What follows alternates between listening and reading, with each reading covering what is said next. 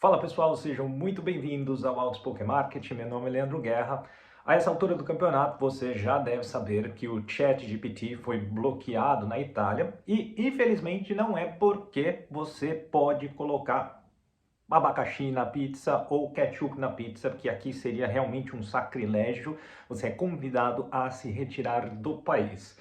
Na verdade, e eu tenho aqui exatamente a decisão do Garante. O Garante na Itália é a autoridade que faz a supervisão, por exemplo, da Lei de Proteção de Dados Pessoais. E realmente, se você for analisar o conteúdo, dado que a Lei de Dados Europeia já é amplamente conhecida há muitos anos, eles cometeram alguns deslizes muito elementares. Eles entendem a OpenAI. Por exemplo, um dos pontos que o Garante alega é que não existe um claro disclosure sobre quais dados são coletados dos usuários no momento em que você usa a plataforma. Então, por exemplo, quando você acessa algum site europeu, algum serviço europeu que tem aquele serviço de cookie, onde explica que certos cookies serão pegos para usar tal tipo de informação, isso realmente não tem ali nessa linha de utilizo do ChatGPT, e esse é um dos elementos principais. Outro também é um pouco mais delicado, porque envolve o conceito básico do que é um modelo matemático. Vamos lá, o Garante italiano diz que a acurácia ou a correteza das informações também não é das melhores e isso poderia colocar em risco as pessoas naturais. Entendendo que se você, por exemplo, perguntasse quem é Leandro Guerra ao ChatGPT, ele poderia retornar alguma informação que não fosse verídica. Ora, ele é um modelo matemático e sendo assim, ele acerta e ele erra, porque ele vai falar sobre o Leandro Guerra tão bem quanto existiam informações do Leandro Guerra presente nas bases de dados de treinamento do modelo. Primeiro ponto. E o segundo ponto é a parte do algoritmo em si, que é capaz de ligar essas informações e apresentar na forma do modelo de linguagem que é aquela informação em um texto coerente, certo?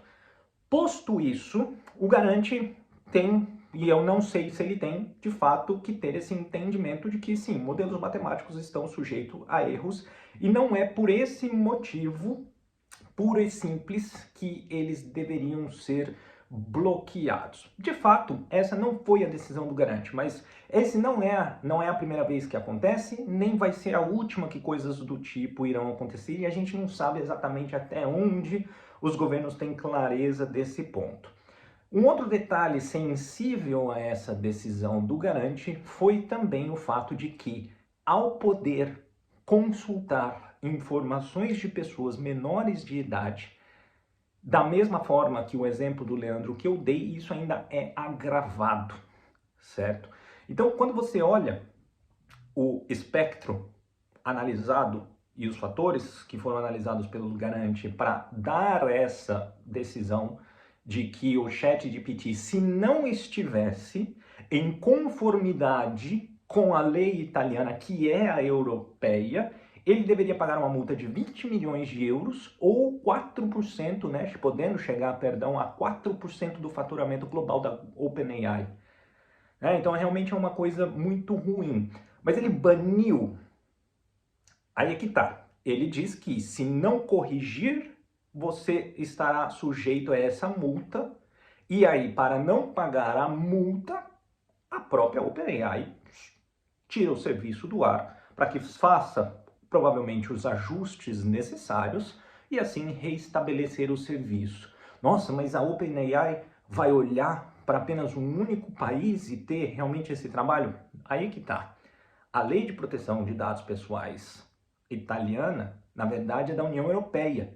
Eu tenho certeza que nesse momento, um dia após a decisão do órgão italiano, os outros países também estão pensando, porque afinal de contas a GDPR é a mesma. E daí? Isso produziria um efeito em cascata dentro da União Europeia e até mesmo fora dela, porque as demais legislações de proteção de dados são quase que uma cópia desta europeia, e aí poderia colocar justamente a empresa e este serviço, que é muito bacana, em risco.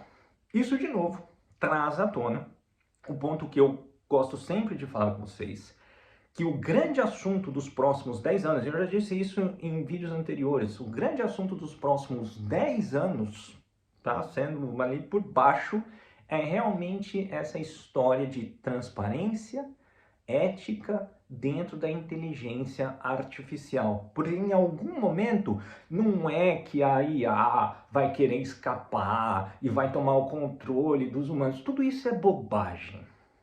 Porque não é isso. O ChatGPT não é isso, não tem um poder para isso e nem vai existir tal poder. O ponto central é qual que é o nível que nós teremos de interação com essa tecnologia, que sim, de fato, pode colocar certos assuntos ou certos temas que prejudiquem o dia a dia das pessoas de uma maneira potencialmente irreversível, e aí o governo, você acreditando ou não em regulamentação, tenta fazer a parte dele, tá? Então realmente esse é um tema muito sensível. O que nos leva a um outro ponto que eu queria conversar, que é a tal da carta aberta que foi assinada aí por certas personalidades, como o Elon Musk, certo? Acho que até o Bill Gates assinou, pedindo uma pausa nesse desenvolvimento de tecnologias assim avançadas de inteligência artificial. E você já vê diversos clickbaits, ou mesmo má fé nas pessoas na internet, ou gente que não entende nada mesmo e quer comentar aquilo que não entende, achando que é por riscos, pelo super desenvolvimento. E não, na verdade é a mesma história do garante. Só que vão um pouco além, porque se você lê aquela carta, está escrito, não sou eu que estou falando, não é uma opinião minha, está escrito na carta, que não está claro ainda qual é o nível de segurança que existe, e segurança a gente se refere aqui à segurança da informação nesses sistemas. A gente não sabe o que uma pessoa muito criativa, já teve gente rodando o prompt do Linux com programa e software 3D ali no prompt do ChatGPT, por uma simples habilidade de como você engenha a pergunta à plataforma.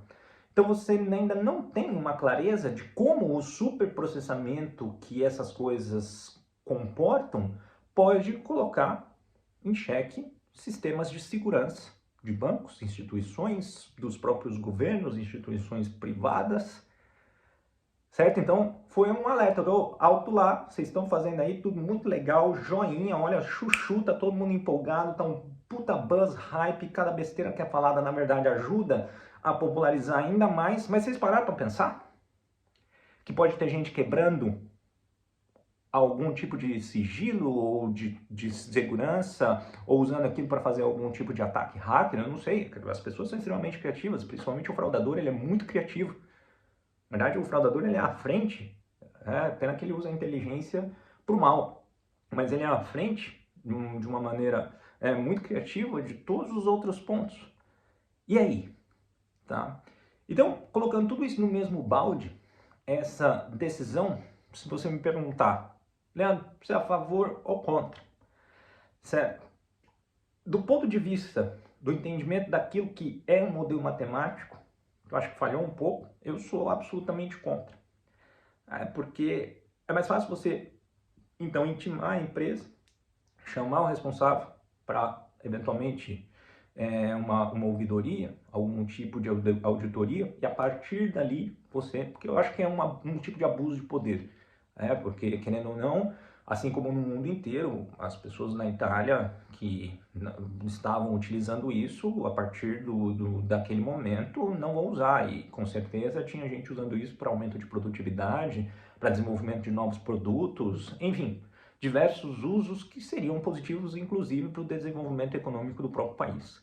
Então essas coisas assim repentinas, ali na base da marreta, da bota do Estado, realmente elas são nocivas, certo? Mas sim, independentemente disso, a parte que realmente eu ainda reflito bastante, inclusive a gente poderia fazer uma aula sobre isso, mas ao mesmo tempo, existe aí a seleção natural, mas o quanto de informação errada pode ser propagada Esse de fato é uma... Aí que tá, não tem agora uma resposta certa ou errada. Isso é uma coisa que tem que ser realmente debatida em sua plena extensão, de quais que são os reais impactos desse acesso de informação amplo, porque tem gente que não sabe o que é um modelo matemático e vai confiar cegamente naquilo que a plataforma está dizendo, certo? Beleza, as pessoas são livres, inclusive devem ser livres para errar e pagar pelas consequências dos seus erros.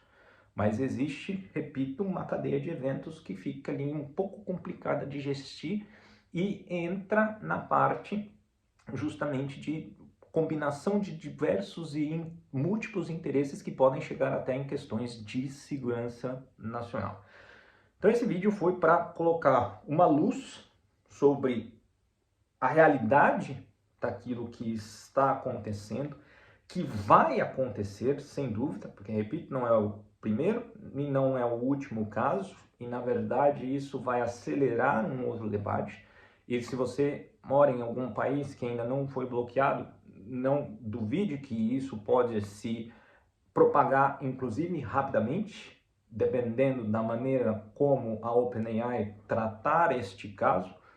Do ponto de vista deles, eu duvido que eles vão ser negligentes, porque tem o interesse econômico da própria empresa. Como eu disse, isso vira um efeito em cascata, e se eu estou tendo essa ideia, com certeza algum gerente, algum executivo dentro da OpenAI também já pensou nisso e vão tomar as devidas providências. Mas isso torna essa discussão sempre mais relevante e é algo que a gente não pode mais negar a existência.